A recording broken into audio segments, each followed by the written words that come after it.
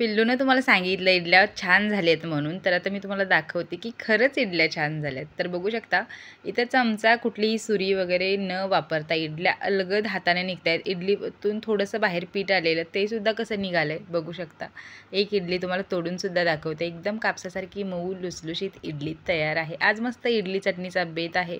Video शेवटपर्यंत बघा, कारण पीठ कसं भिजवायचं तेही सांगितलेलं आहे. तर नमस्कार मंडळी, मी आहे रेश्मा आणि तुम्ही पाहत आहात मूड अँड फूड मराठी. तर आपल्याला इंडस व्हॅलीकडून पार्सल आलेलं आहे. यावेळी मी इंडस व्हॅलीवरून 2 भांडी मागवलेली आहेत. एक म्हणजे स्टीलची मोठी कढई आणि दुसरं म्हणजे मल्टीपॉट, ज्याच्यामध्ये आपण इडली, ढोकळा, पुन्हा भाज्या वापरू शकतो. बऱ्याच प्रकारचे गोष्टी करू शकतो. असं एक मल्टीपॉट मी मागवलेलं आहे, ज्याला आपण स्टीमरसुद्धा म्हणू शकतो. तर हे पहिलं भांडं आहे ते म्हणजे 3 लेयर्सची कढई. पहिली मी कढई मागवली ती जरा छोटी वाटत होती, म्हणून मी या वेळेला जरा मोठी कढई मागवली. याचे कानसुद्धा एकदम मजबूत आहेत. शिवाय 3 लेयर्सची कढई आहे आणि प्युअर स्टेनलेस स्टीलपासून बनवलेली आहे. काहीतरी गोड करायचं म्हणून नवीन भांड्यामध्ये म्हणजे कढईमध्ये मी गुलाबजाम बनवलेले आहेत. त्याचा शॉर्ट व्हिडिओ अपलोड केलेला आहे, बघू शकता तुम्ही. तर आता आपण मल्टीपॉट किंवा स्टीमर म्हणतो तो अनबॉक्सिंग करूया. तर याच्यासोबत 5 प्लेट आलेले आहेत, 2 इडलीच्या, 2 ढोकळ्याच्या आणि एक वाफेचं म्हणजे आपण मोदक पात्र म्हणतो त्याला, ते आहे. तर बघू शकता हा स्टीमरसुद्धा एकदम झणझणीत म्हणजे मजबूत आहे आणि प्युअर स्टेनलेस स्टीलचा सुद्धा आहे. झाकणसुद्धा एकदम भारी आहे आणि साईजसुद्धा मोठी आहे याची. बघू शकता एकदम छान असा स्टीमर आहे. तुम्हाला जर कढई किंवा स्टीमर पाहिजे असेल तर मी डिस्क्रिप्शनमध्ये लिंक दिलेली आहे. रेश्मा12 हा कोड वापरा म्हणजे तुम्हाला 12% डिस्काउंट मिळेल. आणि खरंच बरं का, इंडस व्हॅलीची भांडी म्हणजे नाद खुळा. खरंच म्हणजे मला महिन्याला कोलॅबरेशन आलं नाही इंडस व्हॅलीकडून तरीसुद्धा मी घेत राहीन. मग काय, एवढी चांगली भांडी कोणाला नको आहेत सांगा. आणि आपला ऑडियन्सचा सुद्धा चांगला प्रतिसाद मिळतोय बरं का हे भांडी खरेदी करायला. तर तुम्हीसुद्धा नक्की घ्या. आणि बघू शकता आता मी डिटेलमध्ये सगळी भांडी दाखवते. तर ही आहे आपली कढई, जी 3 लेयर्सपासून बनलेली आहे. प्युअर स्टेनलेस स्टील आहे. कान वगैरे सगळे मजबूत आहेत आणि काही करपत वगैरे नाही याच्यामध्ये. शिवाय जेवण एकदम पौष्टिक राहतंय. आणि हे आपलं मल्टीपॉट आहे, त्याच्यामध्ये आपल्याला 5 प्लेट मिळालेल्या आहेत. 2 इडलीच्या, 2 ढोकळ्याच्या आणि एक वाफेचं, ज्याला आपण मोदक पात्रसुद्धा म्हणतो. तर असं मस्त झाकणसुद्धा आहे, याच्यावरती स्टीलचंच आहे. आणि अशा पद्धतीने आपली इंडस व्हॅलीची भांडी आहेत. चला मग आता आपण इडली बनवायला चालू करूया.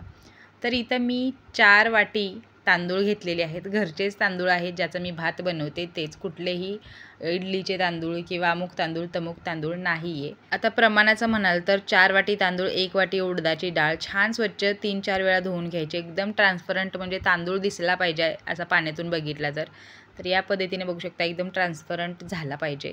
तर मी सकाळी भिजत घातलं होतं आणि संध्याकाळच्या 7:30 वाजता जवळजवळ मी हे वाटायला घेतलं.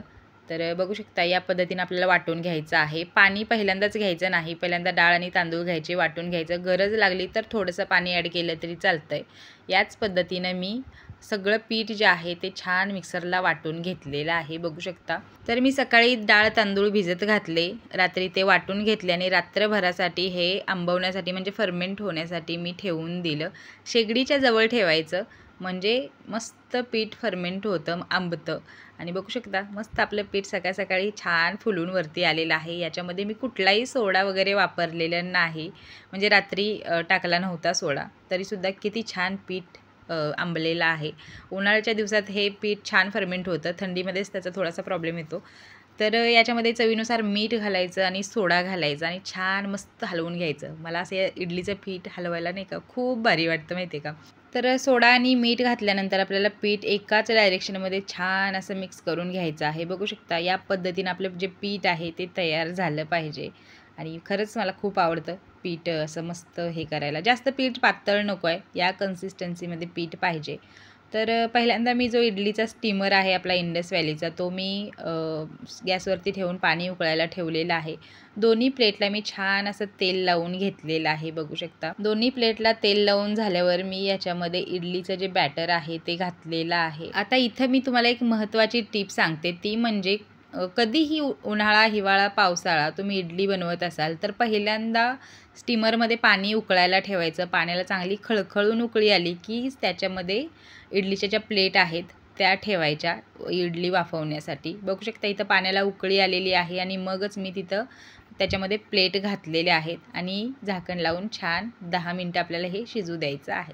चला तोपर्यंत नारळाची चटणी बनवूया. तर मी इथं अर्धी वाटी खोबरं घेतलेलं आहे, त्याच्यामध्ये 2 मिरच्या घालून मिक्सरमध्ये छान वाटून घेतलेलं आहे.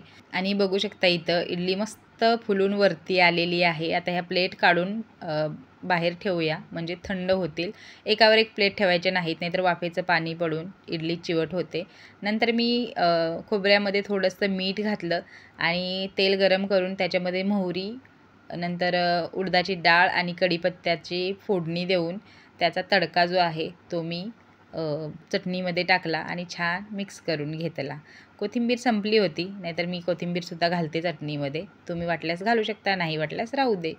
आणि बघू शकता तडका देईपर्यंत आपलं प्लेट ज्या आहेत त्या थंड झालेल्या आहेत. एकदम पण थंड होऊ द्यायच्या नाहीत, एकदम गरम गरम असताना पण काढायच्या नाहीत. म्हणजेच काय तर नॉर्मल गरम असताना आपण ह्या इडल्या काढायच्या आहेत, म्हणजे छान इडल्या निघतात. अगदी गरम काढल्या तरीसुद्धा त्या तुटतात आणि थंड काढल्या तरीसुद्धा त्या एकदम चिवट होऊन इडलीच्या भांड्याला चिकटलेल्या असतात. तर बघू शकता मस्त अशा इडल्या पटापट अशी अलगद ठेवल्यासारख्या निघत आहेत.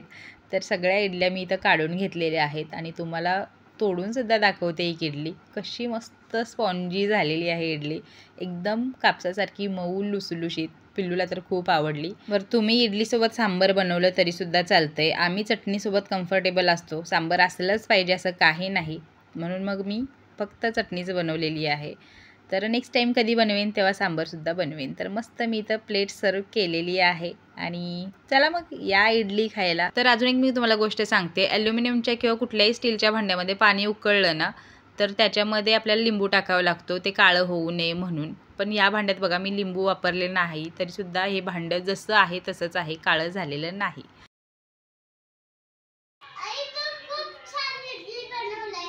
थँक्यू. तर बाजूच्या आंटी गावाला गेलेले आहेत, तर त्यांच्या मुलीलासुद्धा इडली आणि चटणी दिलेली आहे. माहिती आहे 3 देत नाहीत, नंतर मी एक घातली त्याच्यामध्ये. तर मंडळी तुम्हालासुद्धा एकदम चांगल्या क्वालिटीची स्टॅनलेस स्टीलची भांडी हवी असतील तर डिस्क्रिप्शनमध्ये मी लिंक दिलेली आहे. रेश्मा 12 कोड वापरायला विसरू नका, 12% डिस्काउंट मिळेल आणि सबस्क्राईब करा बरं का.